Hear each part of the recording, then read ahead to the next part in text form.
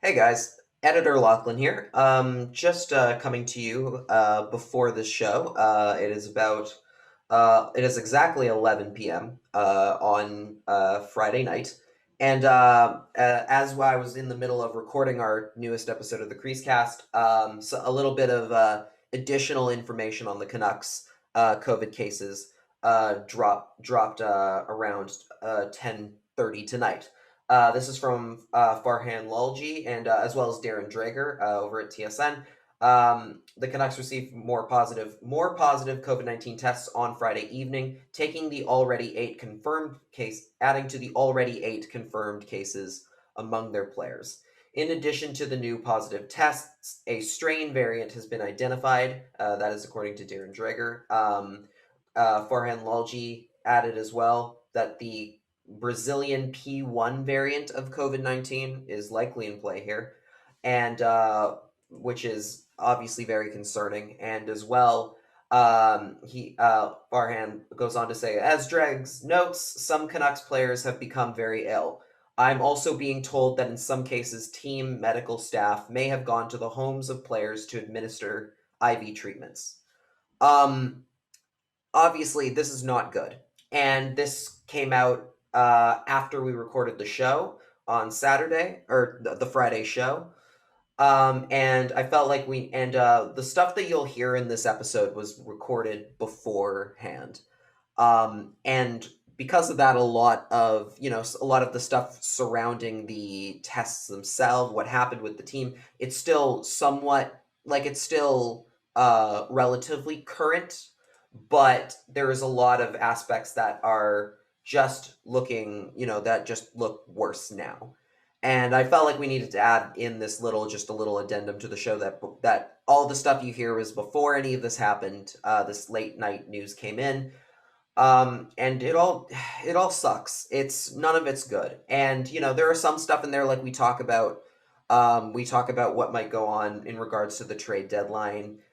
We talk about some of the teams that have signed college players. We've talked about Thatcher Demko's contract extension, which was supposed to be a big deal and supposed to be a really exciting part of this week for everyone here in Vancouver. But we can't really talk about that right now because it's not as important. There is far more important things than hockey, and we touch on that in this episode. But I feel like I need to say it again on behalf of both of us, Cody and myself, right at the top of this show, right at the top here, that there are more important things than hockey.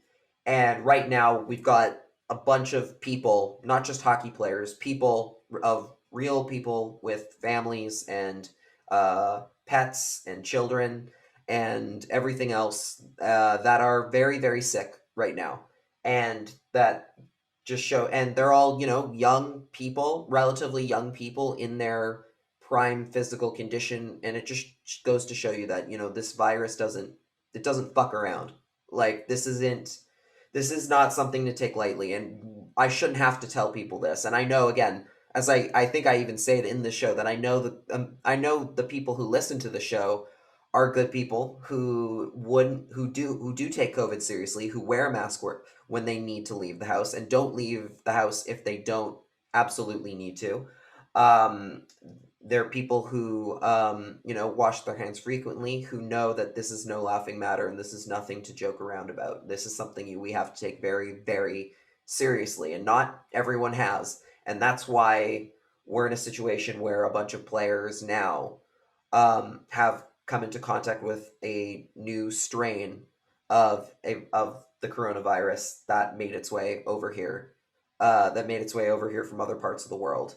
And these players, they, as far as we know, did absolutely everything right. They followed all the guidelines. They did everything they could to stay safe. But again, this virus doesn't finds a way. It finds a way, and it's not good. And um, hopefully, the rest of this week has some better news. Brings some better news than what we've seen so far tonight. And just wanted to make sure we threw this in at the top of the show. The rest of the you will hear the rest of the show as recorded. And hopefully, and all we can say right now, because again, this is a just continually developing story, is that we hope that all the players, all their families, and everyone involved, as well as the staff as well. I should add that there have been some coaches who have contracted the disease as well. Hockey is secondary.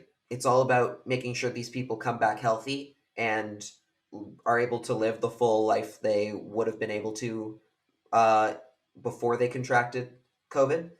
And all you can hope for right now is send nothing but love and support to all the people involved right now in the Canucks organization dealing with this right now, because it's going to be a very stressful. This is a very stressful time, and the the rest of this week, things might not be. This might be a very stressful week for everybody, and that's just based on my personal opinion. Obviously, that's not based on any info I might have, because I don't have that sort of stuff. So I'm just gonna go ahead and say that we hope for the best. And with that in mind, I hope this episode of the show brings you some a little bit of an escape for the time being.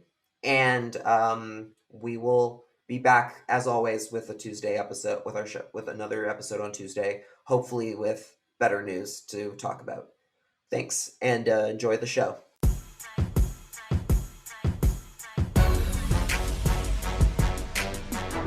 This is the CreaseCast. It's a weird episode to be talking about stuff today, because first thing this morning, you and I both wake up, and immediately just the news hits of 7 more players have tested positive. Yeah. For COVID, have tested positive for COVID, and all games have been postponed until I believe April 6th right now, or that might have changed since. It's probably gonna get delayed even further, especially now that they're saying it's 7 players with one with one from the taxi squad in COVID protocol, which we'll get into later. But yeah, sorry, listeners of the CreaseCast. Today's episode isn't really going to be full of positives or great news, unfortunately. If you haven't caught up yet, the Vancouver Canucks had their Wednesday game against Calgary canceled due to a positive test with Adam Gaudette. The team did a second batch of testing after their practice, and before receiving all of those secondary tests back, the team elected to engage in their morning skate, which is, we can get into it, but yeah, technically speaking, as far as the league protocols are concerned, they didn't do anything incorrectly. Correct. But they were following the rules properly. Yes. But unfortunately, when anyone like watching this unfold on Twitter, because their media guys are there to live tweet updates as morning skates unfolding. They're tracking who's on the ice, who's not. The fact that there was anyone on the ice for a morning skate practice when they were still waiting on tests to come back on who else tested positive, if it was a COVID variant, which is running rampant in BC right now, it seems like a huge dereliction of duty to protect the players. I know that hockey players are very stuck in their regiments and their routine. So like I could see why they might not want to delay their morning skate because they're so used to doing a morning skate before a game at a certain time. But when one of their own gets a positive test and pulled from practice like an hour and a half into that practice one day, how is there not anyone in the medical staff or anyone there going, hey, maybe we shouldn't have a morning skate at all, especially if we don't have all the test results clearing everyone else? Yeah, and it's not like you can't get the ice time later. It's your rink. The arena is literally there just for the Canucks at this point. That's it. And even if it wasn't, it's not like there's any other events going on right now. It's not like there's any events that need the floor. Yeah. And I know that there's a game supposed to be a game that night, Yeah. but you gotta at least just go, okay, guys, please don't show up at the rink yet. Stay where you are. Mhm. Or at the very or there's enough empty rooms in Rogers Arena where you could go, okay, we're gonna send you guys each to your own. You guys go get dressed in literally go get dressed in the press boxes or the luxury suites or something, right? Yeah, Send each one exactly. to one of those spots in the building. Tell them to just sit tight and wait. They'll have to sit in their skate guards. Obviously, they'll have to sit in their skate guards, bring their skate guards with them and everything, Mhm. so they can walk across the building and everything.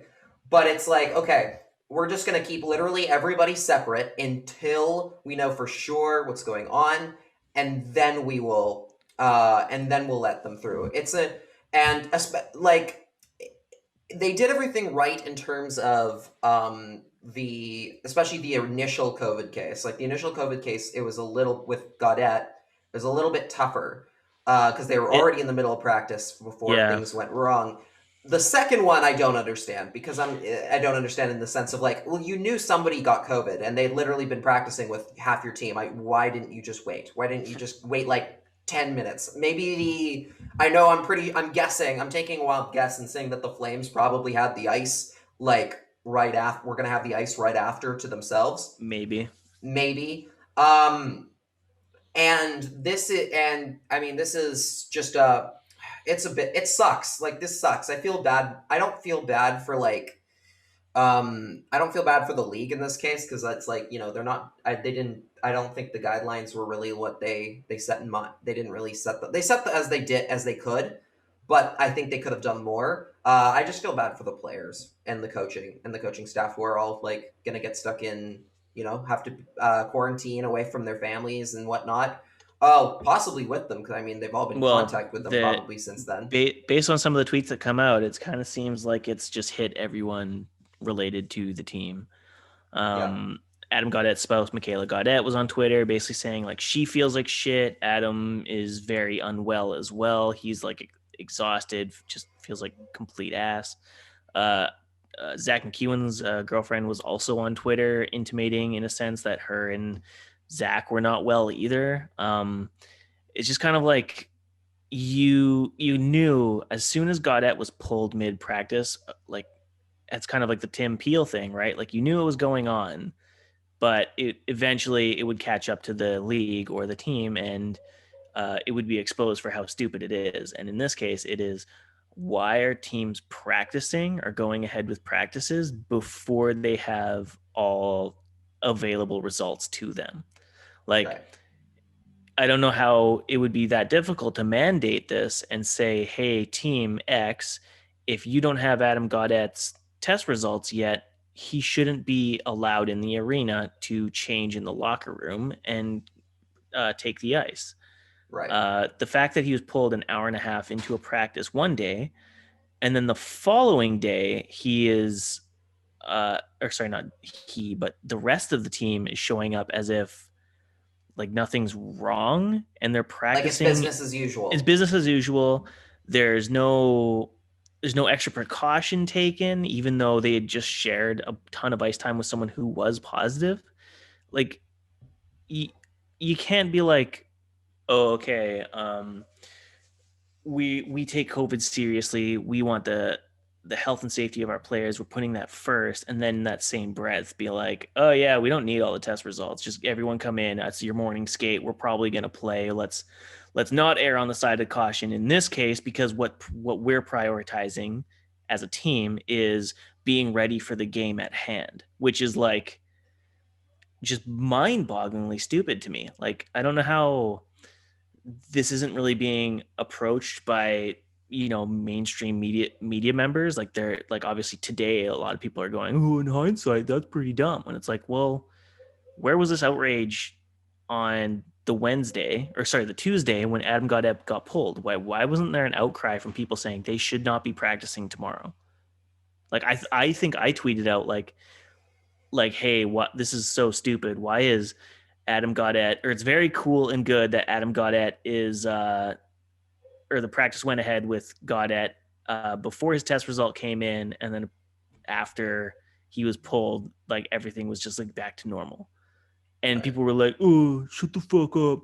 Don't fucking whine. You don't have all the information." It's like, if someone tests positive at your or I's work, we have to probably isolate depending on where we were with that person at our work, right? Right. Like, it's the same thing. And Like, even if you don't come into contact with them directly, they touch things during the day, like they touch like the objects in yeah, the room.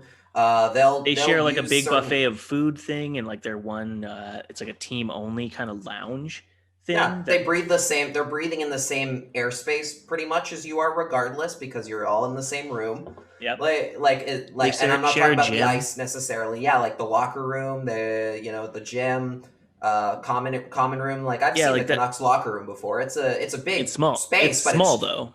it's When big, you but it's have a whole shared. team in there, yeah, and it's Yeah, shared, it's and you just think like they've always said like COVID thrives in cold weather environments. Like, well, if you've been in a rink and if you've ever been in the lower levels of rink, it's fucking cold because it's a Rogers goddamn Arena. ice rink, and Rogers Arena is like a fridge. It's so funny because I'm always like, oh, such a nice temperature in here. Whenever I have been in there, I'm always like, oh, this is great. I'm never freezing in there. It's always nice and I warm.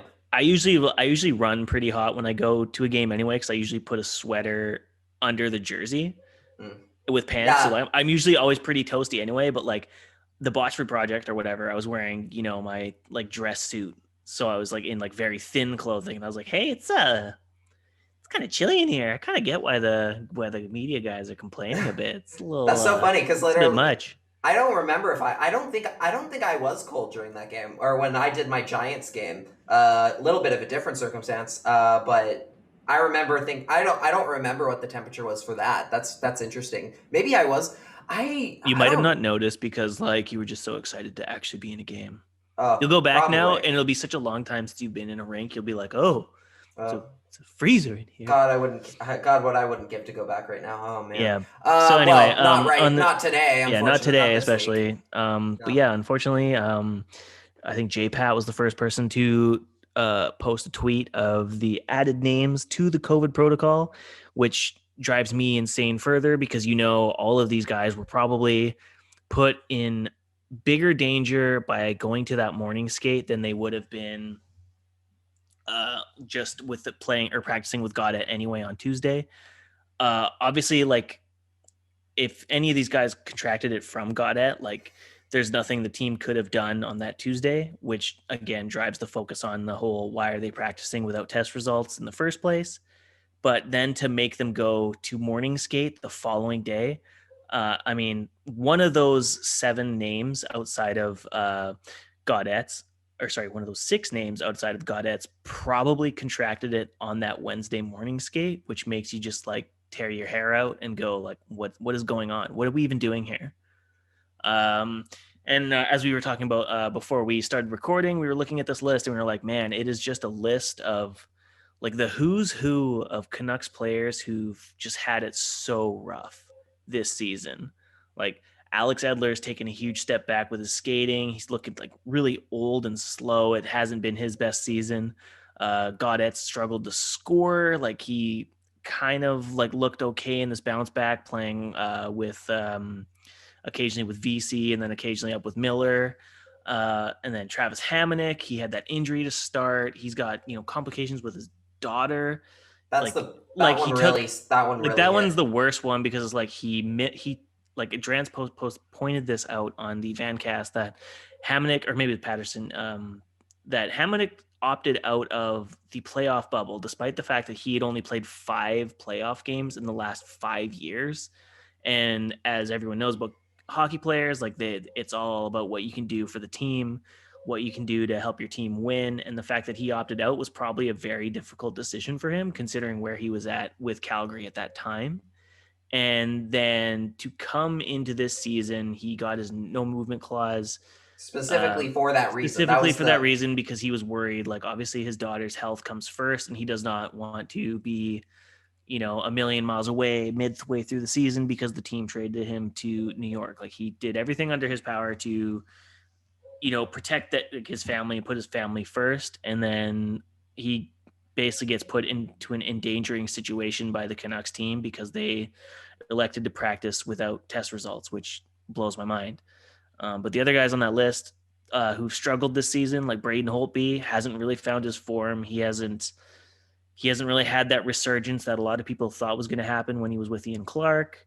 Quinn Hughes has completely regressed in his defensive ability. He's still an offensive monster, but like just the defensive side of the game has been like a complete train wreck this year. Zach McEwen hasn't had the scoring touch that he had last year. He's looked okay in brief stints, but he's really struggled to kind of find this form that like vaulted him into contention of being an everyday NHLer at the conclusion of last season and prior to the playoff bubble. And has really not hasn't gotten the trust of Travis Green for most of this season. A lot of games where he plays very little ice time, and that's when he's not being healthy scratched. Exactly. And then the last guy on that list is another guy who hasn't really earned the trust of the coach either, which is Antoine Roussel. And that's mostly because I want to say his skating has kind of taken a hit, or his mobility has taken a hit because of his knee surgery. He still looks like he's got good burst speed, like in a pinch, like he can go really fast in brief little spurts, but there's no 200-foot game. Like he isn't the Antoine Roussel in that first year of his deal where it looked like the team had just like struck gold with this two-way forward who was going to be like a dominant creator for them.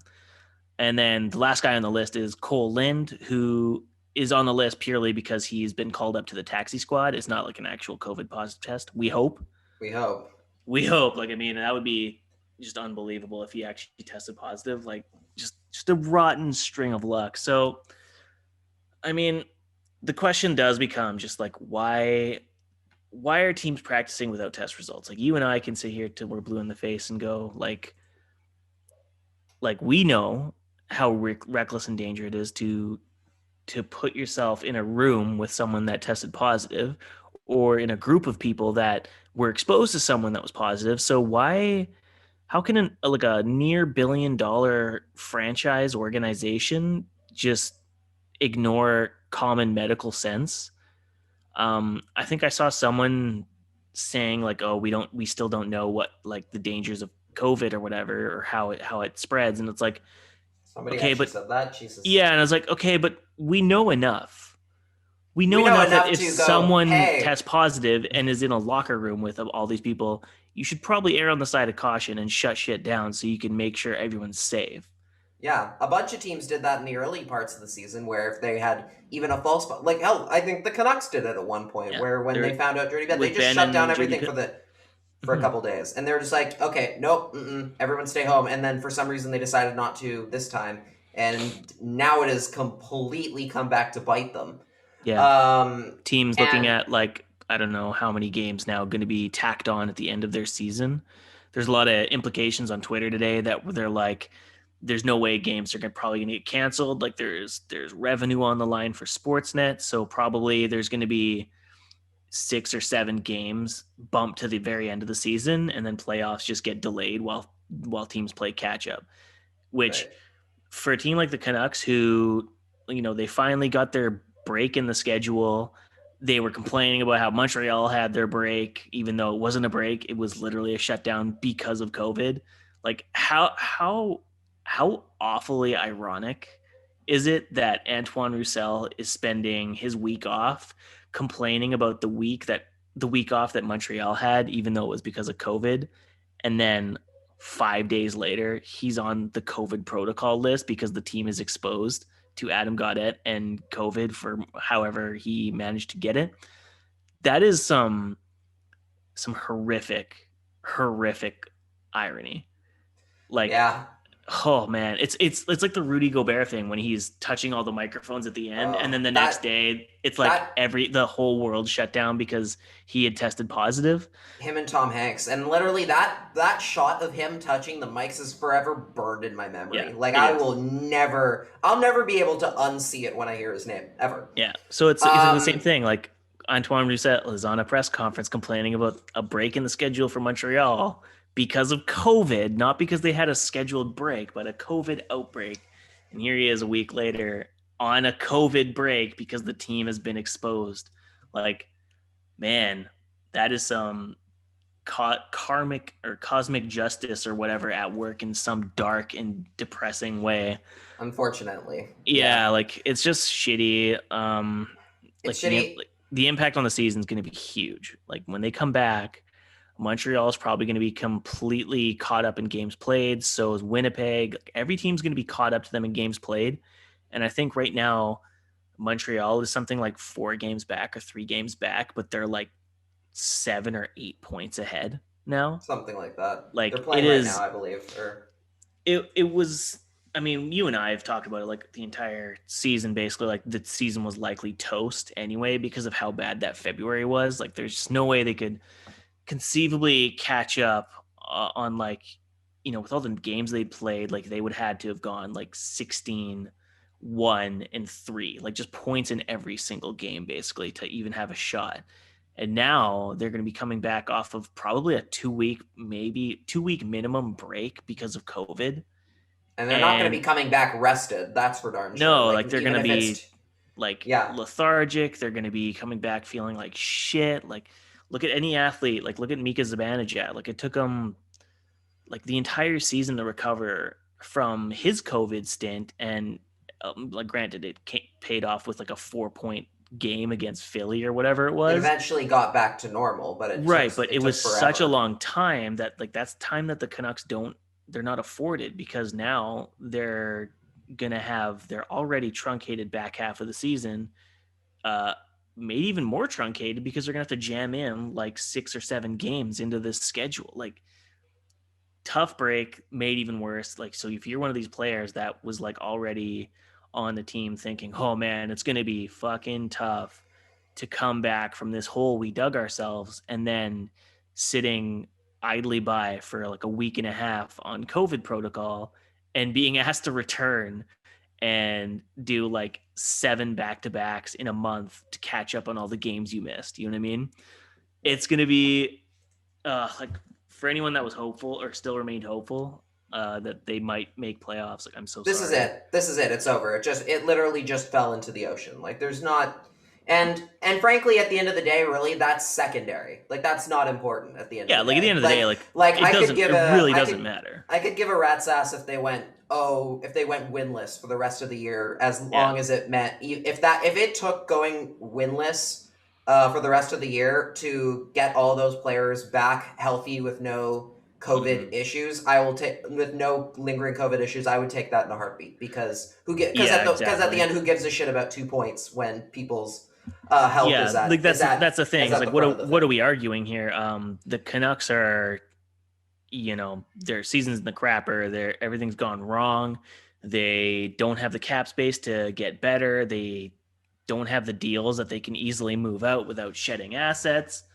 No. Everything has gone wrong, and it's basically the year is a wash. And to see that guys are basically endangering their lives going to a morning practice for a lost season, like that's a tough look. And you hate to see it, especially in the last year of Quinn Hughes and Pedersen's ELCs. Like they are not going to be cheap.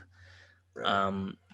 And I said to you on in the DMs today, I talked about how it's like you're almost like thankful that Pedersen is injured right now and not available to play on the ice and necessarily be as engaged, because frankly he might be one of the few players that's actually like won't get hit here, depending on how much, because again it might, because we've already had talk today, I believe Ian McIntyre from Sportsnet wrote an article today talking about how they're pretty sure it's only going to get worse. There's going to be more positives tomorrow.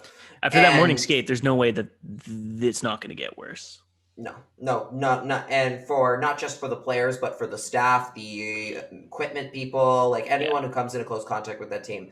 And okay, one thing I would like to say as well, while I have the floor, is hey, if you're somebody who's going and going and being rude to the players or their significant others on social media because they got COVID and are trying to like blame them, go fuck yourself. How about that? Yeah, straight up. Because as far as, I mean, from what I've heard, they've done nothing wrong. They don't know how they got it. It's not like It's not like he's straight up. It's It's not like any of these players have ever been like, oh, you wearing sheeple or anything. Like, no, they've been yeah. following all the rules the whole season. And for you to go out and basically blame and whine at them for getting sick with a disease that just about every one of us has had our lives impacted by, and complain at them like it's somehow their fault for coming into Yeah, contact with like it, and just because you can't watch your sports for 2.5 hours, like seriously, yeah, like fuck go off. jump off a cliff. Why don't you? Yeah. Like get a life, get a hobby. Get a different hobby, because I clearly this one's not for you because you don't care about human lives.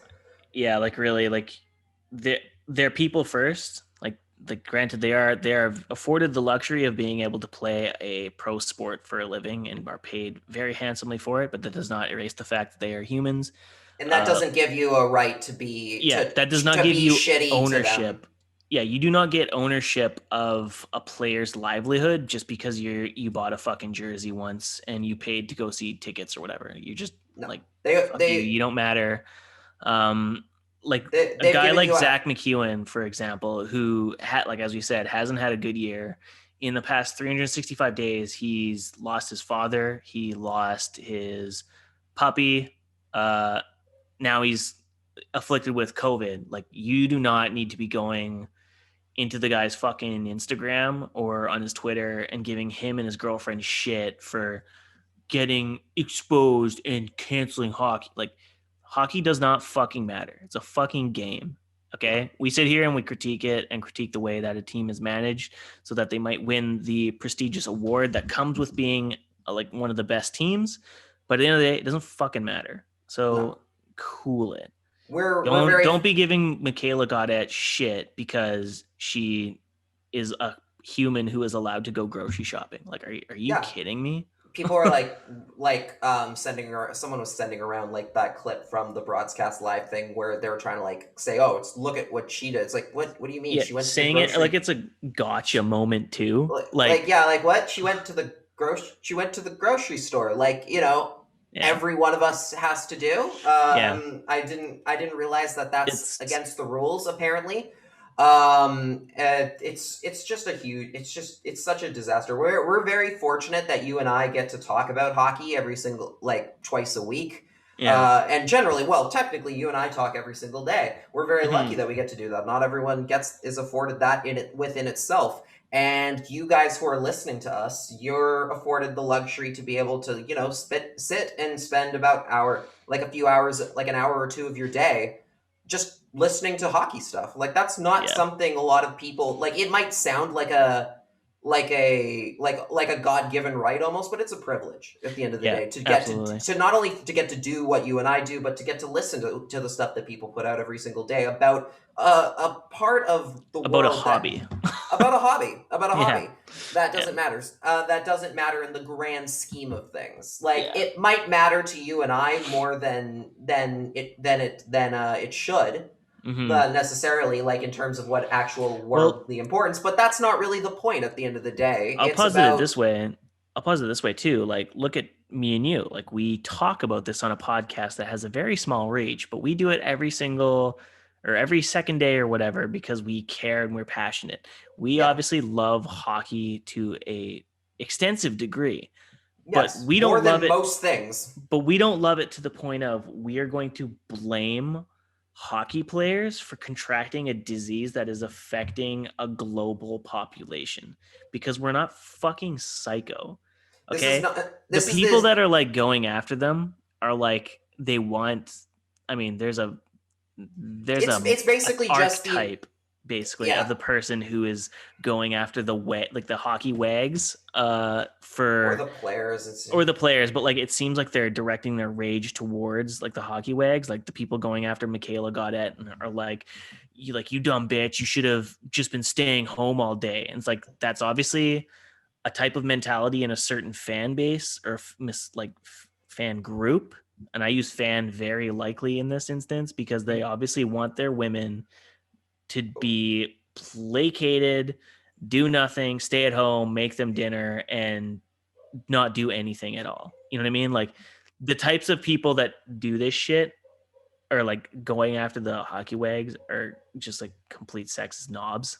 There's this idea in just that for some reason people think that like their favorite entertainers and like athletes and what have you basically just owe them, even though in reality what you're getting like hours of entertainment for generally for free to out from that what they do. If anything, you owe them for what for them being able to give you all these great hours of moments in time. So and when I say owe them, I don't mean like, oh, here I need to like send you like it's not like you need to send me like do physical gifts or something. It's literally just like, hey, when they get sick with a disease, how about you just give them some respect and time, like just to let them go work through it. People have lives away from the things that they do, and from the things that you might enjoy from them, and you owe it to them as someone who claims to be a fan of their work and everything they do, to let them like live in peace for, especially when it comes to a disease that we don't know anything about that could potentially, for a lot of these players, shorten the amount of time that they're able to play the sport that you enjoy.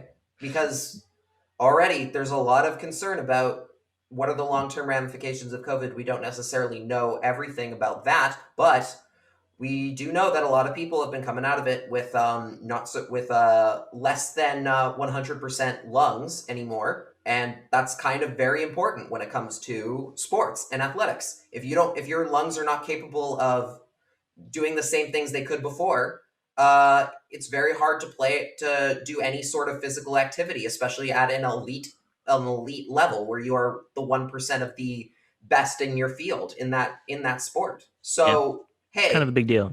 Like we won't go any farther on this because again, it's not worth it to give trolls the time because they don't listen to the show anyway. All the people who listen to our show are good people, and people who don't need to hear this because we trust you. The biggest troll is currently one of the hosts of the show. So that's true. You are a troll, but you're a troll in the sense of when Francesco Aquilini tweets stuff like keeping this on track literally after postponements, instead of saying, hey, my heart goes out to everything in the team where you would just be like, send me some chicken parm. We won't start on I didn't even want to get into the chicken parm with Frankie today. He gave me two chances with two tweets in like the span of an hour, but that's fine because you're gonna. Speaking of Frankie wanting to tweet, this is when we get into the what should have been a very fun thing to talk about, but it kind of got ruined. You know what I mean? I know. I'm so excited to talk about this next thing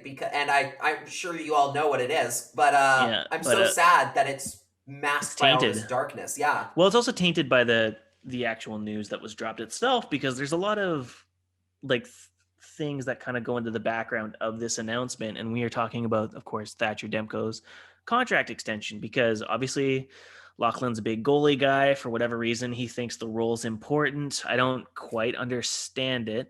Well, that's because you're just not as cool as I am. You don't understand the game at my level. Have you even played? Like, where's your hockey DB page? I mean, like, I have a baseball glove, so I basically know what it takes to be a goalie at the NHL. Show me your elite prospects page, and then this is true. Okay, you guys should check out Lachlan Irvine's elite prospects page. I do have one. He does have one. That's not a bit. That's actually true. He called in a favor. He called in a favor with friend of the program, JD Burke, to get himself. Thanks, buddy. Thanks for setting that up for me. But anyway, 4 college games. Hell yeah! Hey, that's 4 more than most people, man. I guess 5 years, $5 million. That's the Thatcher Demko extension that was granted. It's kind of like how funny like the funny thing about like the COVID timeline is where you kind of just go over it and you're like in hindsight and at the time, everyone was kind of like, this doesn't seem right. This seems wrong. The same kind of thing with the Thatcher Demko extension, where Francesco Aquilini tweets out he doesn't understand why the team is playing like shit. What outstanding goaltending we're getting though. So he tweets out his support of the goaltender, and then not 7 days later, not like a week later, Thatcher Demko, of all players that everyone has been rumoring to be getting extension, gets one knocked out of the park in 7 days. There's been all this talk about, Tanner Pearson on the agenda to get a deal. There's the Elias Pettersson and the Quinn Hughes deals that the team has to figure out too. But the first thing on the docket for Jim and company, apparently, a mandate from ownership, was to get we the don't know goalie. that. I mean, we don't know that for We don't know that for certain. The timeline. Allegedly, remember, allegedly. The timeline indicates that this was clearly an ownership directive because who announced the extension? Aqua. The Aquaman himself, which is, yes.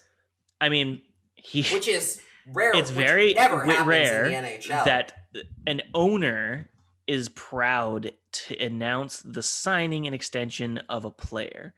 Apparently, or even the team's social media does it, or anything else. Like it is very bizarre that not the team, but insider sources like in the media, like Rick Dollywall, Elliot Friedman, were announcing this contract, and then before the team even has like a prepared press junket, the rumors start, or not the rumors, but the media starts then coming out with information suggests that ownership was not happy that this news leaked out. And then I didn't see that. I missed that. Yeah, and then after that tweet came out from, Drance or Dollywall or whoever it was, then Francesco Aquilini announces how happy he is with Thatcher Demko's signing. So I know you kind of want to be like, oh, we don't know if it was ownership, but the fact that this came from a tweet from Francesco tells me he or his brothers or whoever, like the Aquilini patriarchy, said, we know Demko's our guy. Tell Jim to sign this kid. And that took priority one for the next 7 days for Jim. And he got signed to his deal.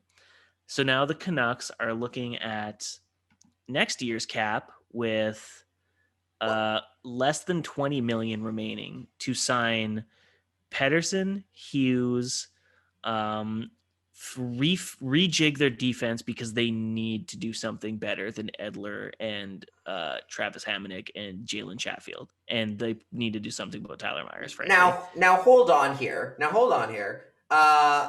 You're almost making it sound like you're making it sound almost like you don't think they should have given him that money.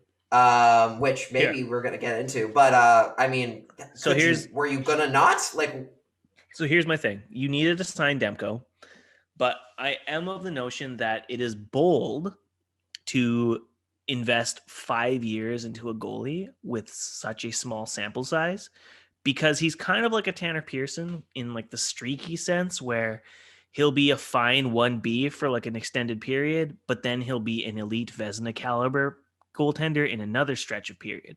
So his February was when he was just okay, and his okay on a good team would probably be completely fine. Like, you know what I mean? Like if he was a 1B to Colorado, then his okay effort would still help them win games. But on a team as shitty as the Canucks, his okay effort isn't enough because he needs to be a Vezina caliber goaltender at all times to give them wins. If Demko manages to find a form where he is playing March Bubble Demko or Boobly Demko, as Wyatt Arndt from the stanchion. I might have to get one of those shirts. Yeah, it's pretty rad. If he finds that March form for like the rest of his tenure, like where he's an elite Vezina caliber goaltender for every year of this 5-year deal, then $5 million for that is a fucking bargain. You will take that any day of the week. Look at like the Martin Jones contract, for example. He's locked to it was like a 6-year 5.275 or something deal, and they cannot move that deal to save their lives because he became dog shit. And even just to kind of play devil's advocate towards your point, Martin Jones did get a Stanley Cup Finals appearance to a Stanley Cup Final, so he had a proven got the contract after it, right? Yeah, he I got the think, contract after he went to the finals in his first year with the Sharks. So there was a precedent set there of a guy who Yeah. could go to who could take a team to a Right. cup to a cup within 2 wins of a cup. Right. So that does look a little concerning when you're giving so much to a guy who's did very well in 3 playoff games. Yeah, they're basically betting that Demko will, like, that 3-game sample size is something that he can repeat like in the future. And honestly, if you're the Canucks and you think, like, you go back to like Jim's press conference that went to hell, if he really believes in 2 years, once all the terrible money's off the books, they don't spend on like aging free agents or whatever, and they are actually really smart with their money, maybe in 2 years, that $5 million Vezina caliber goaltender is what puts them over the edge and makes them an actual elite caliber team. But for me, just betting on a goaltender, like betting long on a goaltender, is risky. I would have been fine with them giving him like a short-term deal and then going for the UFA deal when he turns 27 instead of buying his UFA years now, because in 5 years, they'll probably have to look at extent, like say he is a Vezina caliber goaltender. It is a champagne problem, but if you need to extend a 31-year-old Thatcher Demko who's given you 5 years of Vezina caliber goaltending, he's going to cost you a lot. And once the Niels Hoglander deals are up, the Bod Colson deals need extension, like you're going to be really up against the cap again. Granted, it will be for a champagne problem issue where you're paying for good players and not the Jay Beagles and Antoine Roussels of the world.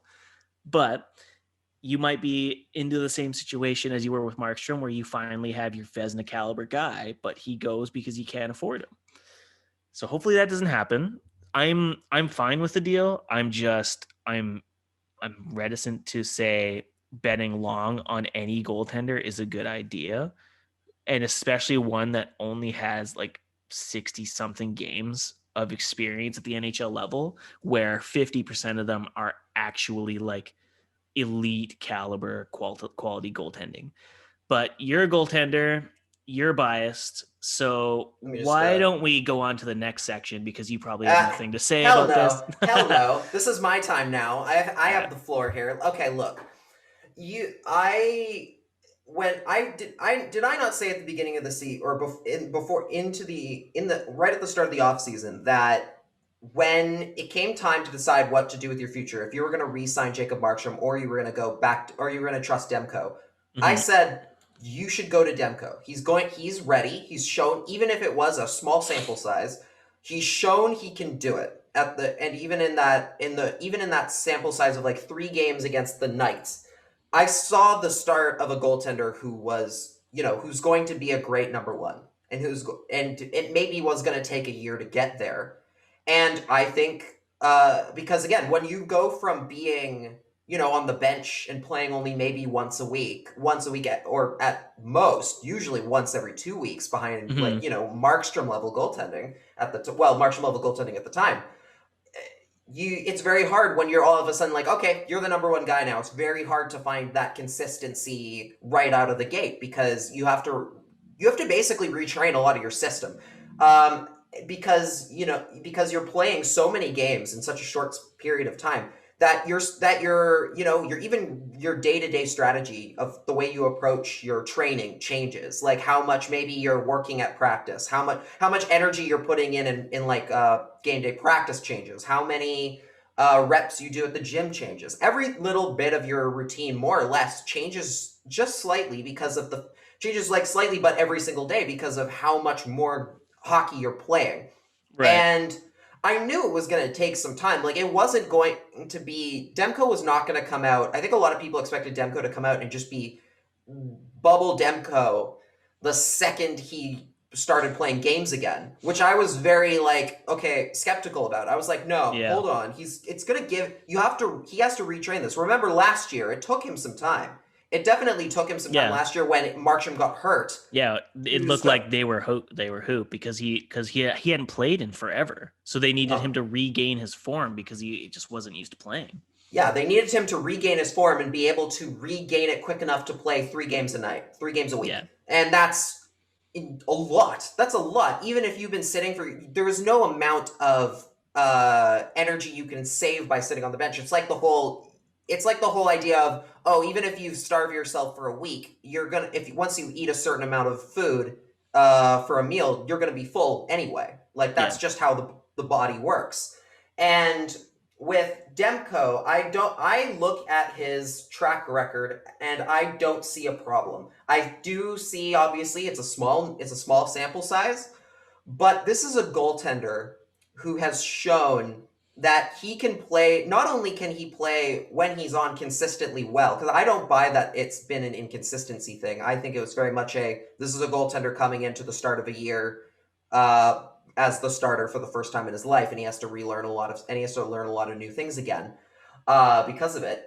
I am not worried one bit about what he's going to be able to do. I don't see why he can't be this kind of goaltender that he is right now, that he's been playing as for the last few months every single night. And I mean, again, because this is a sad episode, I do have to throw in the aspect of COVID if he gets COVID, that could be something that does throw a wrench into things. Oh God. Which is, why would you put that into the ethos? Because I have to, and I hate it. I hate that I have to. But look, Lachlan, you're always so negative on this program. I know. I'm always trying to tell you to be more positive. I know. You never have to tell me this. It's just who I am.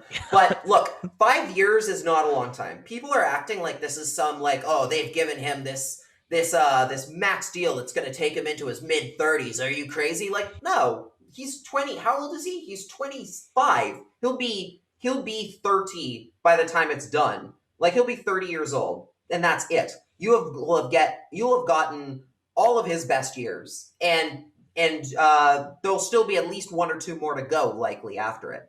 Maybe expecting him to be Vezina level goaltending every single year, that might be asking too much. But to expect him to be consistently good and strong in net and not be a liability is not. I think he's proven he can do it. He's taken a huge step forward, especially I talked right at the beginning of the year at how much quicker and how much more athletic he looks in net. And that's kept up for the entire season. He doesn't look tired. He hasn't looked tired, more or less. They've done a good job at not overplaying him, which is very important. And I see this the makings of a goalie who's going to be a huge part of this team for the entirety of that 5-year contract. It's not going to come back to bite them, I don't think. 5 years is not a lot of time, and with the way that he's been playing, I see the stability. I see the way that he is building and taking the pieces required to turn into a proper good NHL goalie and consistent NHL goalie for a long time to come. And I mean, I see all the people saying it's concerning and they're worried about it. I mean, the Canucks haven't had a situation like this, like an extension like this. Have ever really been able to give one aside from Luongo, something to give this kind of extension out to a goaltender, with the exception of maybe Corey Schneider, since 2007, whenever Lou came to town. Before that, it was a goalie graveyard. You couldn't buy a save to save your life. So I'm not gonna look a gift horse in the mouth here when you have a goaltender who's playing as well as he has, and say that 5 years is too long, or $5 million is going to hurt them. This is a good contract. This is a very good contract. The one thing that does have to be factored in a little bit is Ian Clark, who they do not have signed yet, who they have not have an extension. Nor they have any intimations that they are planning on re-signing him or that he's on the docket. Right. They had come out in the past week saying that there's a deal in principle to re-sign Travis Green, but ownership won't sign off on it, which, I mean, massive red flags abound, because here we're talking about a goalie deal that seems precipitated by what the ownership wants. And here's a deal that's something that the GM group wants, and ownership won't sign off on it. So, I mean, obviously Demko's deal and Green's deal wouldn't take effect until next year. So they're not hurting their wallets by signing any kind of deal. But the fact that the GM has a deal in principle that he wants Travis Green not long term, but to continue being their coach, but the ownership doesn't sign off on it, tells me that ownership has taken over a bit. to the point of Yes. where there's a hand, like from my Hand is Brian, fully in the cookie jar. from my Berkey book review, he always talks about how he would only take control of a team if both of his hands were on the steering wheel. He will never work for a team where the ownership group has a hand on the wheel, because he needs it to be his team and his direction. The Demko He did leave signing, in 2004, the year I think they signed the deed over to the Aquilini, so that would kind of maybe line up there. So yeah, like, I mean, obviously the Aquilinis have a hand on the steering wheel now. And Fully. I mean, I believe they've probably had a hand on the steering wheel since 2011, frankly. They didn't want to rebuild. They wanted Tortorella. That was an ownership decision. Like, there's a lot of issues that fans have with Jim Benning that you can arguably trace to ownership. And I mean, I'm with you. Like, I think the Demko deal is going to be fine in the long run. Like, I have faith that he's going to be good. Like, I've watched him in the AHL. The guy's composed. He plays great. He's transitioned nicely and naturally to the NHL level, and he's provided them like elite goaltending at a time when they desperately needed it. But yeah, like I can't even look at or focus on the deal itself as just like a objective, like, oh, it's a good deal. There's no trade protection at the back half of it. So like, say he regresses just a bit, or say the team is like imploding for the next 3 years. Demko at $5 million with no move protection is a very, very nice asset you can move for probably a good premium if you were in that case where you need to rebuild. You know what I mean? There's not even a no trade clause to worry about if things did go awry. So like, yeah, like, which I don't think, again, it won't. I think he'll be here for the whole contract, but right. But like, if worse comes to worse, like, that's a good deal. Like, that's a great contract on a solid player you could move for considerable assets, frankly.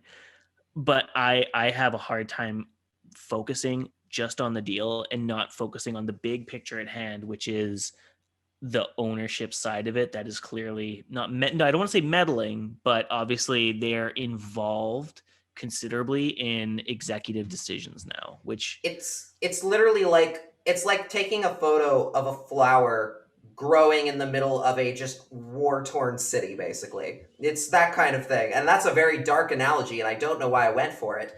But there's a lot of question. There's a lot of worry about how involved ownership is. And I mean, maybe for some people, they'll look at that as a sign of, oh, well, Jim Benning's gone, and that's great. Well, that might sound appealing on the surface, but if they have their hands this involved, who's to say they won't just hire somebody to be, a puppet for the next time? Yeah, like, maybe that's what they thought they were getting in Jim Benning too. You have no idea, right? Maybe, like, and that's why, again, we've talked about the president of hockey ops and how important that is. But and there's also the Ian Clark thing with how he does not have a contract yet, and it does not seem like and I saw a lot of people, and saw just about everybody who talking about the deal on Wednesday. Yeah, that was actually the best part about the Frankie tweet, was just everyone in the replies going, "Now sign Clark." Yeah, literally please. one of the few times that just about everybody on Canucks Twitter who generally hates each other, was in full agreement of signing in Clark. That was one of my favorite memes to make, was the epic epic handshake, and it was like Benning Bros and the negative, or team negative, and then it was like sign Ian Clark was the handshake, because it's true. It's like, everyone knows, like, yeah, the Demko contract is completely fine, but you want to make it great long term, keep Ian Clark, a guy who has a running track record of success with goaltenders. Just do it. Now, I do want to preface that by saying I've seen a lot of people go and say, look at what happened to Bobrovsky and Markstrom the minute they left Ian Clark, and how they turned terrible. Ian Clark left and they got terrible. Like, and pointing to that, like, as like a big importance of why you should sign Ian Clark. They should sign Ian Clark, but let me put it this way. If Ian Clark is a great goaltending coach, he wouldn't be a good goaltending coach if the minute he leaves a team, the goaltender got bad. The goaltender started getting bad. What he gives them as a coach is a sustainable ability to build something to become great. he doesn't the build he's able to put the building blocks in place. It's not so much about who the person is as much as it is, does the organization provide the stability, and say if they bring in a new coach, will they bring in somebody who's going to take the construction that Ian Clark has already put in to make them better, to make them either make them better or keep it on the right track, right? Which is where I argue, like, Ian Clark is a very good, is a great coach, but that doesn't necessarily mean that the second he leaves your team, your goaltender is going to start sucking. That's just not. That's, in fact, that should tell you why he is a good coach, because otherwise, because no one would want to hire the guy if the second he left, the goaltender's always just turned to mush. That would be bad. That would be really bad. That would look bad on him. So he's in demand because every time he goes to a team, he manages to create a Vezina caliber goaltender within 2 years of being there, right? Like, Markstrom was not a Vezina caliber contender in 2017 to 18, but in 2019-20, everything that Ian Clark had worked on him with suddenly turned him into a Vezina caliber goaltender. And we talked about a lot on this program about how, like, the Calgary Flames are clearly checked out. Like, you can see it in their play. So I almost can't even really fault. Like, I can't even say, like, oh, Markstrom's just a shitty goalie or whatever without Clark. Well, I think he's good, but the team in front of him is terrible. And I said on the last episode that that the Flames have a track record of literally taking decent goaltenders and turning them to garbage. Like, that happens all the time with them. Because they literally haven't put together a sustainable goaltending system, like a proper coaching system, development system for their goalies. Outside of Mika, like, since Mika Kiprusoff, they've just gone through a carousel of different guys. And that's because they don't have the system in place. That's the reason why Markstrom's not doing well in Calgary. It's because they don't have a proper system built to keep him at the level that he should be. It's not because he's specifically without Ian Clark. It's because they don't have anyone even close to Ian Clark to keep him going and keep him on the right track. Lots of teams have that problem. That's the same thing with the Blue Jackets after he left. That's the same thing with the Panthers after he left, and it looks like they might be turning things around with some of the other guys. Like, Ian Clark, they should absolutely keep. But I just want to preface it by being like, okay, if he does end up leaving, please don't immediately assume that Demko is just going to turn into hot garbage. That's not how it works. He's still good. Still good. He's still good. It's a matter of if Ian Clark did leave, would they bring in somebody just as capable to keep the ship going? Like, it's like when the Canucks brought in Rolly Melanson after Ian Clark left them the first time to work with Luongo. He didn't immediately go, oh, Ian Clark's method sucks, I'm going to teach you entirely a brand new system, right? He was like, okay, we're going to change just this little aspect. I think this will help you. And that's it. And then, sure enough, Luongo was a Vezina candidate the very next year, after a couple years of already being incredibly good. Well, I will posit that David Quadrelli had a piece for Canucks Army where he interviewed Curtis Sanford of the Utica Comets, where he basically, in so many quotes, said, I'm basically a clone of Ian Clark. Anything that Ian Clark teaches is something that he taught me when I was a goaltender for him. So there's no disconnect. Basically, whatever Ian Clark wants at the NHL level is stuff that I am teaching my guys at the AHL level. So I wonder if internally ownership is saying, I don't want to renew Ian Clark at X dollar tag because it'll be too much, when I have his clone who teaches the exact same principles down on my AHL team, who I can re-sign to a lesser dollar, but still get the same results. You know what I mean? Like, well, if that's your plan, I think you might have a hard time with that, specifically because, I mean, I think even Quads mentioned it in, like, the pot and their on Canucks Convo, when they were talking about that article, that, like, if Ian Clark leaves, who's to say Curtis Sanford wouldn't go with him? Like, wouldn't leave with him, right? Yeah, fair. Like, or just, like, be like, I'm not going to extend my contract or take the other job because as soon as it expires, I'm going to go to work with Ian Clark wherever he goes. Yeah, wherever he goes, I'll always be his second hand or whatever. Like, I mean, it's possible. Or at the very least, like, his heir apparent sort of thing when he feels he's ready, right? If you just let Clark walk, you're you're taking a massive risk on whether or not Sanford would actually want to stay, or if he can do it on his own, like, because he's never done it at the NHL level before. You don't know for sure. Yeah. So it's the matter of they should absolutely re-sign Ian Clark. They should do it, and if you don't, you are taking a massive gamble, arguably a bigger gamble than the Demko contract itself would ever be. This is you have to trust that he's capable of doing it all of doing it and being able to stay with the right coach. Well, that's probably enough goalie talk. Why don't we never move on enough goalie to? Talk. Oh, there's. I mean, I can agree with Chris Faber on something. There's always too much goalie talk. No, I'm kidding. Yeah. Gross. Something that also kind of came out of the Demko discussions, and I think flew kind of under the radar. Like, I mean, rightly so. Like, the COVID outbreak news is kind of priority one. Like, washed over. Who gives a shit like about what anything else happened? But Kole Lind took a high stick to the face in the AHL like a couple weeks ago.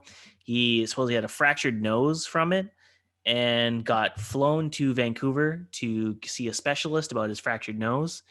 And just the other day, he got activated to the Canucks taxi squad, which to me sounds like they're posturing for trade deadline moves, even in spite of the fact that most of their team is on COVID protocol. Yes.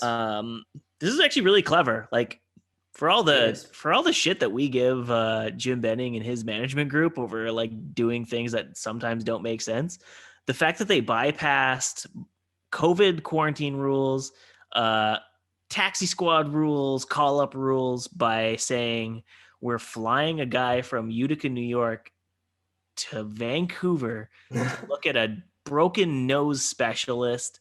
Genius. Is like, chef's kiss. Like, respect, real respect, because that is a great way to eliminate or to take advantage of someone who legitimately is on IR. Like, I'm not saying like he wasn't actually hurt.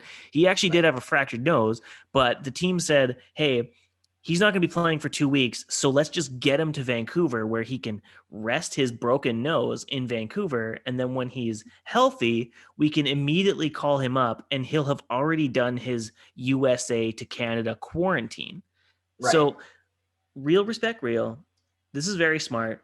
It sets them up pretty well for the trade deadline. Like, now they have some actual forward depth. They're not depth, and not like in the sense of actual NHL depth, but in the sense that if they did want to move Tanner Pearson, if they could move Brandon Sutter, or, Jay Beagle gets a buyer or whatever, they now have the options at forward on their taxi squad to get someone in to replace him and actually see what they can do at the NHL level. And that's what people have been wanting to see from Kole Lind. He had a great year last year. He had his underlying metrics weren't great on first line metrics this year, but in 9 games he was pretty good. I mean, he still scored. He still got some good power play points, and it was enough that the timing worked. Speaking of all the bad timing for the Canucks in this whole COVID situation, it was great timing for Kole Lind, because now a guy who was fighting and should have been fighting for a taxi squad spot at the start of this year's camp now finds himself in a very convenient position where the team might be calling on him when they get into their first game after this quarantine period is over with their team. Right. So I'm kind of excited because obviously he's been floated at center. He's had time on the wing. So he's got some utility. Start? I would assume they'd probably stick him on the wing. That's just even my if guess. Say because Pettersson's on LTIR still. Mm-hmm. Beagle is on LTIR. Even with those guys out, you think wing? You think they're going wing?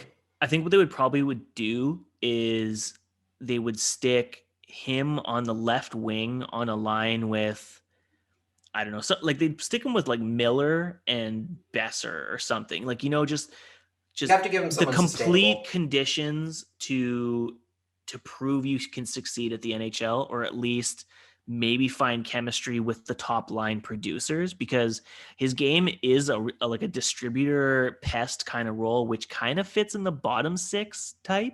But as we know with the Canucks bottom six right now, is there's just no finishing ability lately. Like they're struggling to score. Like their best scorer is Adam Gaudette, and he's been just so unlucky this year at scoring goals. So I would say And if they've he been gets depleted by injuries, even without the COVID stuff as well. So exactly. that hasn't helped either. Yeah, so you would think, I mean, I personally would think he would get his first shot as a winger, even though he's spent most of the season transitioning to center.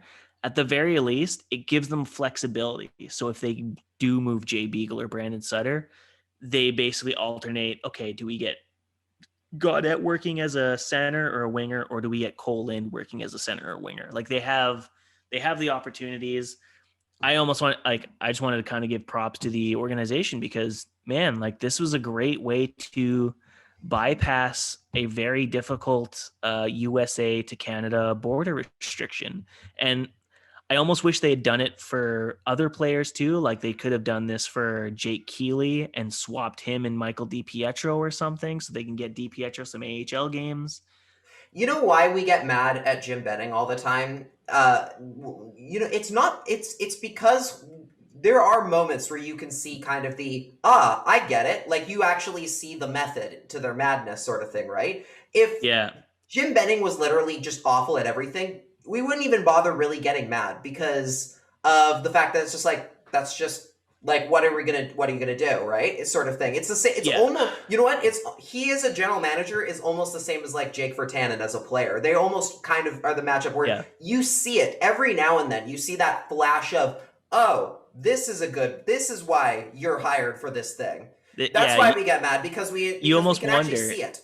You almost wonder, like, are they holding back from being very progressive and forward thinking? Is this a long con? Is he trying to come across like just like the simple Jim, just want to make trades to stay good, but betting. just simple Alberta boy, just trying to make my way in the universe, making player for player trades, finding reclamation projects, nothing crazy, just a simple GM, and then they do a bunch of dumb shit. Like signing Jay Beagle to a 4-year deal. But then there's like this shit like this where they're like, okay, we're going to claim 2 guys off of the Marlies waiver wire.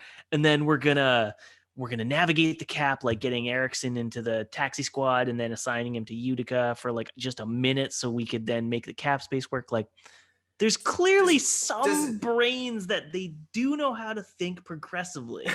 Do they need to just threaten a fire to be like that? He's on thin ice all the time. Is that what it takes? Like, do we guys have to be like literally every time they lose, you're on thin ice, Jim? Like, even if they're like 81-0, is that what it gets to make him great moves all the time? Because he hasn't missed in a while. They gave him a badge at the start of every year, and every morning he steps into Aquilini's office. And Aquilini's like, "You're a loose cannon, Benning.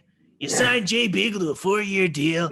Turn in your badge. Take a walk." Imagine. That'd be hilarious. It'd be oh my god. But anyway, with Lind, again, I said it on Twitter that it needs to be time to go, okay, we're gonna trade all the vets and start playing the kids because like we've said that a lot on this program is see what you got season. And a smart move like this with Kole Lind is definitely like a let's see what we got move, and I'm all for it. And potentially, you might actually be a better team with the younger players than you will be with the vets.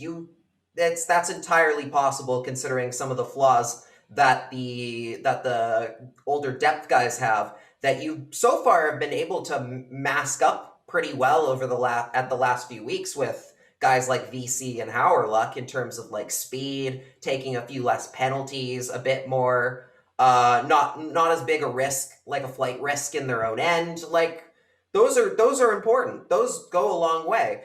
And again, there is no guarantee. Like there's no guarantee it'll work. But I know some people might look at it as like, oh, that's you're tanking. No, this is not. It wouldn't be tanking to say we're going to trade a lot of these older guys. While they still have value and bring in the younger guys, again, because potentially their best years are ahead of them. You will get better, theoretically, by giving them more opportunities to shine and work as a unit. Yeah. And I do think Lind I would not be surprised if Lind immediately just jumps in for game one, depending on what's going on with the trades. Yeah, it Because I just depends think on their they're cap done. situation, trade deadline. Like, I mean, Yes, right because now the trade deadline is the team is kind of posturing to not have a game 9 days. before the trade deadline.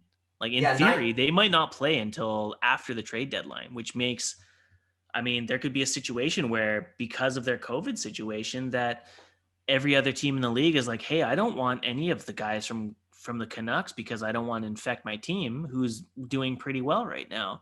And then post trade deadline, the team is going to have to activate Tanner Pearson. It's going to have to activate Beagle and Pedersen. And then suddenly drop VC. You're going to have to drop VC or immediately. Travis Boyd immediately to the waiver wire. And you might lose these, what were once pretty decent pickups and who looked okay. Yeah. So it's dicey times, man. Like, you look at, It's you look at what like risk. a lot of teams are doing in like the States and even in Canada too. Like, they're signing all their NCAA players, right? Like, right. There's so much like concern. Cole Caulfield was the big one. Yeah, Montreal. Cole. I think he's playing. I don't know if he's playing tonight, but I know the Laval Rocket are playing tonight. I didn't quite see if he's on the roster. Yeah, because all the other AHL teams have been playing. It's so weird that it's just the Comets. Oh, it's like mess. Just the Comets that like literally haven't both played, which both is teams out of commission at the same time. Like, this is. I mean, what a bummer! What an absolute bummer! That's why I put out my thing, being like, "Oh, you guys are mad that you haven't seen the Canucks play in a week, huh? Must be tough." Because I have not covered a game in like a month. It's tiring. Yeah. Let's see. Hold on. I'm looking at the game sheet right now, and I do not see Caulfield on it yet. Yeah, he's not playing tonight. But this is the time that you have to start thinking about that stuff and planning for that trade deadline and seeing what you can do and trying to make the moves that you can. Again, it definitely hurts that they're missing, that guys are now on the COVID list. It definitely hurts. I guess the one, in terms of like other teams looking at Canucks players, the one thing those teams might look at is, well, they just, this sucks, but it's like, they just got COVID. They probably won't get it again so quickly, almost. Like, if they just come back from it, that's almost kind of like well, we know they're not going to bring it now. So that's still not a great look at all. But I don't know how much it'll hurt them. It'll definitely, and this was actually, I believe, a question from 789012 Annie. Does the COVID event mean no Canucks trades at the deadline? Yeah, they're still possible, but it's like there's I think like one will still happen. Yeah, I'm sure at the very least they'll trade one guy, but obviously, I mean, I think what the deal is, like, because they're in COVID protocol, you can probably trade for them, but you won't get the player nearly as quick as you would hope. Like, if you traded for Tanner Pearson, he would probably still have to fulfill his current quarantine until he produces 3 negative tests in a row. So then you add 3 days to whenever, he gets traded. And again, I think he's injured, so he was actually he might be okay. He might be okay in terms of might not have been at the rink. To be on the COVID list. So like, let's say Edler is a big one. Let's say they were gonna actually go through with the rumor of trading Adam Gaudette. He's on COVID protocol right now, so he would have to produce 3 negative tests before they can actually move him, like actually fly him to his next team. So the team that's acquiring him is probably going to adjust their offer based on the fact that you're probably losing a full 2.5 weeks before you actually get him on your team. So that lowers the kind of leverage that the Canucks have. So it's like, the Canucks can trade. I'm sure they can dish guys away, but Brandon Sutter's value might be, I mean, it was already low to begin with, but retaining part of his contract and trading him out is probably not going to net a 4th round pick, but maybe a 7th, because of the fact that he is currently in isolation due to COVID and isn't going to be playing any games until the trade deadline, right? So and here's my thinking on it is, I don't think it'll hurt their ability to trade rentals, but I do think it'll hurt their ability to make hockey trades for guys with term. That's going to be a little more difficult, because I mean, a few of them on here are guys like, I mean, Roussel is obviously one with term. You He's got look 1 year at left. you look at Beagle's got 1 year left. Beagle's He's on got 1 year IR left. too. He's on IR, a little bit different, but still. It's going to hurt in that regard. I don't think it'll hurt too much on the rentals. I think they'll still be able to make at least one of those go. But again, that doesn't really help you for next season, which is the most important thing right now. It's not. It's about setting yourself up for next year, basically. Yeah, which is, it's not even like in previous seasons where it was like, oh, just trade for draft picks. No, you do need people coming back. They don't, or you need at least cap space coming back more than you need picks or players that help you at this current moment in time. So those rentals don't super help that. That's not going to help. Rentals aren't going to help that. That's not going to affect how much money you have at the start of free agency for Pettersson and Hughes and other players that come into your system. But I mean, if you can get value for them, that's not nothing. That's not nothing if you can make those trades at all. Yeah, exactly. On the note of the comments, Sean O'Brien of the Calder Farmstead podcast asked, "Who plays first, the Canucks or the Comets?" And I think this is what put Cody in a really tough mood to start the show. I mean, he was a little bit low energy at the beginning. I think that's due to this. So thanks, John. The shitty thing about this question is I still think the Canucks are actually more likely to play first. Yep, I would agree because the Comets had a game that was supposed to be scheduled Wednesday and then Friday, Saturday for this week. And they canceled all three on Tuesday, like the day we recorded our previous show. So it's not even a day-to-day wait and see. It's not even a day-to-day thing. It's like they're just straight up like, this is a disaster in Utica right now because Rochester's playing right now. The team that is rumored to have caused this outbreak on the Comets, they are playing as if things are fine. And it is just spread like wildfire to the Utica Comets to the point of they have now missed, I think 9 games 10. Now, maybe 10. And there's no sign that they're going to return anytime soon. Whereas the Canucks, you can go like, okay, of those 7 guys, they might produce 3 negative tests each over the next 5 days, right? Like all of them could prove that they're fine in 3 days or 2 days or whatever it is. The Comets, it just seems like every single week, it's just like, oh nope, more delays, more issues. I'm sure right now the Blues are not happy that the team they sent their prospects to can't seem to get a game in either, and I wonder how that's gonna impact, say, business for the Canucks, because they did have to. I believe they paid money to the Canucks to send players there. I don't know if that's it was like a place to play, but it is basically like the rental agreement, right? Like, hey, we're gonna be renting half of your team, so our prospects have a place to play this year. And you can't fault them. Like if the team contract COVID from another team not following the rules, I mean, what the fuck are you supposed to do? But the fact is, like, the Blues are probably like, oh geez, like we just had Dakota Joshua up for 2 weeks on our lineup. We kind of liked what we saw. We want him to keep playing so he can keep developing because he might actually be something for us. But now, if they send him off the taxi squad, there's nothing for him to play. So what they have to do now is manage calling AHL guys up to their taxi squad and onto their team. So that creates way more management for them. So I'm sure they're pissed. I'm sure Jim Benning and Ryan Johnson are looking at their farm team and they're like, Jesus Christ, this is a fucking waste of a season for like someone like Jet Wu, right? Yeah. And the whole DiPietro thing as well. Like now it's gone to that situation where it's like they can't even if they did find a way to send him to Utica, he's not going to get games there either. Like that doesn't matter anymore. This week has been such a bummer. Has been such an absolute bummer. And literally, I remember I asked you on Tuesday, I think it was, it was Tuesday before our Tuesday show. I said to you when we were chatting, like, how do we make this season, the rest of this year fun for people? Like, what do we do? Because free booze, baby. Yes, we're news. That's all we got. We're a newsy podcast, but we're also entertainment, or at least we try to be entertaining for you guys.